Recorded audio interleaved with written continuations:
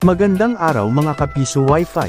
Sa bidyong ito tayo po ay mag-i-install ng Starlink with Piso Wi-Fi Vending Machine.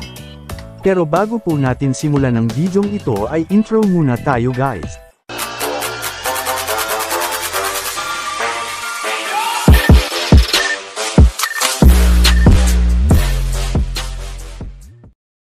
Simulan na nga nating ikabit ang kanyang stand o lawn mount ng ating Starlink dish sa bubong ng bahay.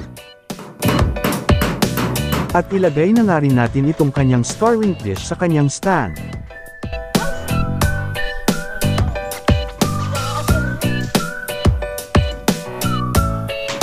Lagyan na rin natin ng mga cable ties para hindi magalaw-galaw ang kanyang cable mula sa Starlink dish papunta sa kanyang router.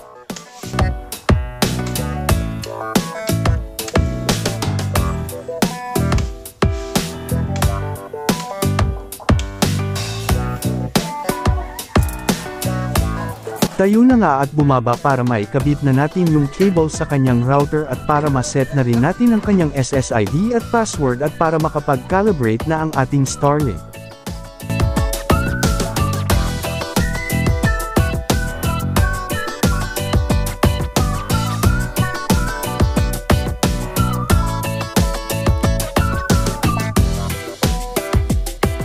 At eto na nga yung nakuha niyang speed test mula sa Starlink.